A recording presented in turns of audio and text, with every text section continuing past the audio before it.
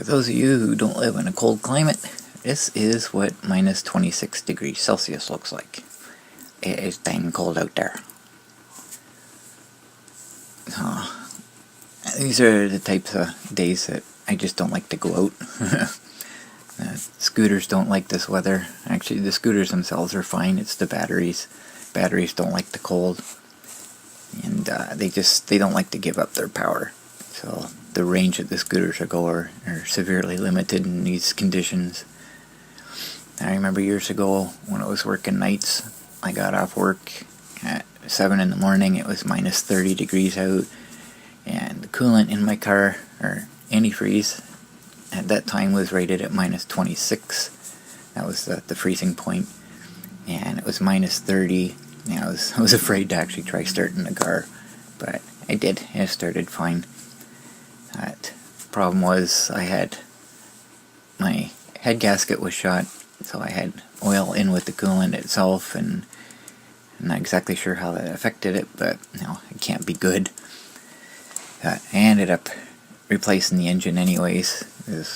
When I went to look at getting it fixed, it was actually cheaper to get a new engine than it was to fix the heads. So that was kind of interesting. But minus 36 is the coldest I've seen. I remember walking to school when I was younger, and minus 36, and that was quite common. But this is February weather. February is our coldest month, and that's usually when we see these temperatures. It's not unheard of, but it's unusual to have them in December. But that's thanks to our wonderful polar vortex. So, what is a polar vortex? The polar vortex has become quite a popular term over the last few years, ever since it brought significant cold across parts of North America during the winter of 2014. Now, it may be a new addition to your vocabulary, but it's actually not something new at all. It's a persistent feature that we see up and towards the north and south poles, where it's basically a swirling area of low pressure that contains some of the coldest temperatures on our planet. Now, during each season, it can kind of vary within strength, but during a strong polar vortex, we see the coldest air locked up and towards the north because it's contained within a single vortice.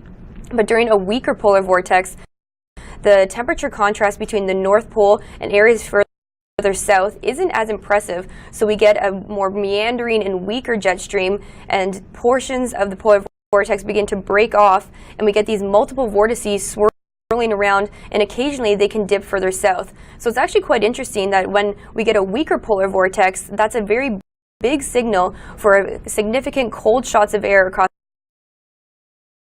parts of North America. Sorry about the jerky video. I was having computer issues at the time when that was recorded. Unfortunately, I have several videos with that particular problem. So, cold. Nice thing is, our snow squall warning has finally come to an end. Of course, not after giving us a good dumping. So I go early in the morning, excuse me. I had to go up the max to get some milk. And I go outside, and this is how the shelter looks right now. Lots of snow out there. And I get into the shelter, and I notice the Monster's charger has a red light again. It doesn't surprise me, because this particular charger does not like the cold at all. It doesn't work in the cold very well. So I had this nice big pile of snow outside that I have to dig through. I'm not going to clear the whole thing out. I'm just going to make a path for the scooter so I can get in and out.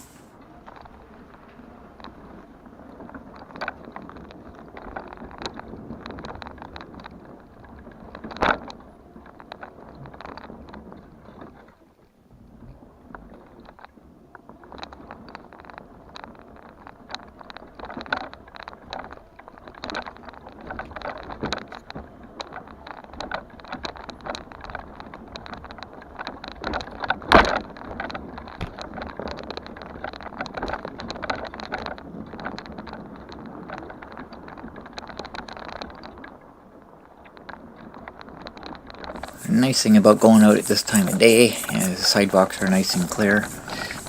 The sidewalk plow has been through, and any street plows are generally people cleaning their driveways out or whatever haven't had a chance to mess up the sidewalks. They're nice and clear. So I head out, get to Max, and then I go to Timmy's. Of course, going out, gotta get my coffee. And I wouldn't really chance going any farther with temperatures like this with the scooter, because it just not gonna have the power to get me back home. But these two places are fine. Max is kind of on the way to Timmy's anyways. So I'm coming home, and this is one particular time where I can actually drive on this road. The sidewalks are bumpy in this area, so I prefer the road, but there's generally so much traffic, and I just don't take that chance. But today, no traffic.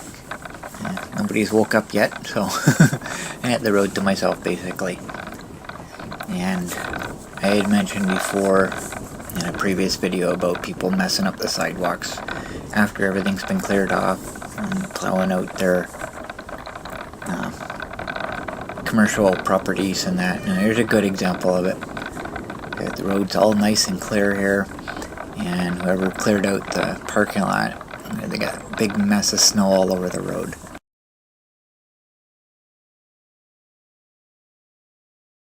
So that's the point I was making before. Doesn't matter how good a job the town does, these people come in and they don't care. They got their job to do, clear out the parking lot and get snow all over the sidewalk. Oh well, right? It's what makes things rough for us. But perfect example of that anyways.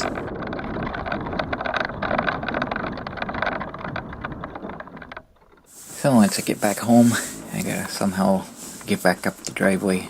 I only shoveled enough room to get the scooter through. And the problem with this scooter is going uphill, it tends to wheelie, so I gotta lean forward. And by doing so, I'm taking a little bit of weight off the back wheels, and they're spinning. It's just a matter of keeping the front end straight. It's really hard. Yeah, I gotta point out at this time that Zach has decided to keep his car. He wanted to see if he could fix it. So every time I come home, I gotta see it sitting there and kind of remind me of what happened. But, well, it is what it is, right? So, at some point, probably today, Cody will come by and clear the driveway out for us. I haven't been going out, and obviously Zach's not driving the car, so hasn't done it up to this point. Hasn't needed to be done. So now that I'm heading out, he'll come by and clean it out for me, which is cool. And I'll get the blower out and finish the top part in front of the shelter and behind the car.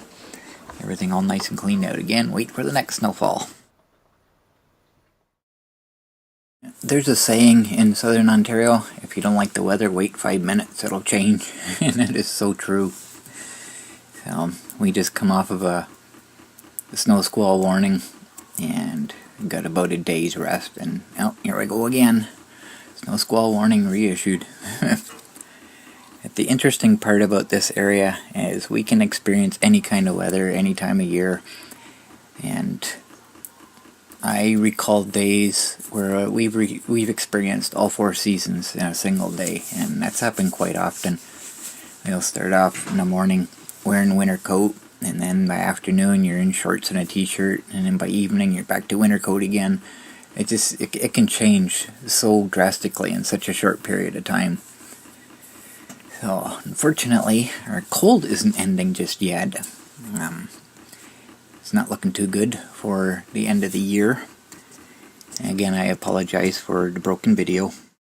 The cold air that's been across Ontario is going to be sticking around to start us off into the new year. And in fact, the coldest air hasn't even arrived yet. It's set to come in throughout the weekend, and it could potentially be record-breaking. I'll get to the details in just a second, but I want to show you something kind of interesting, because a lot of Canadians like to fly south and, escape the cold, but it's going to be really hard to find it across the U.S., where the freezing line dips all the way south into towards Texas and the Gulf states for the beginning of 2018. Temperatures into, Georgia, the Carolinas, and northern Florida will be closer to the freezing mark to start us off in 2018. Now, if you're staying in Ontario, temperatures are going to be much colder than that for New Year's Eve and New Year's Day. Temperatures into the morning hours on January 1st will be into the minus 20s, and this could potentially be record-breaking, so you could be experiencing the coldest New Year's Eve in your life. So with that, I end my video coverage of 2017, and next video will begin 2018, preparing to move, and don't like moving in the winter time, but you gotta do what you gotta do, right? So I finally begin to get into the videos from my new place in Wingham, a whole new territory to explore, and get the monster fixed and start driving it again. And speaking of the monster, I called to find out what was taking so long with the parts showing up. It turns out he hasn't ordered them yet, because I told him that we were going to be moving, so apparently he was waiting for me to give him my new address. So that explains why it's been delayed, but I'm going to hold off for a bit, because there's no point in getting it now, because I'm not going to be able to fix the monster anyways until after we've moved. So I'm just going to get him to hold off until I know where I'm going to be, and I'll give him my new address and just work on it from there. So that's it for this video, and that's it for 2017. Thanks for watching.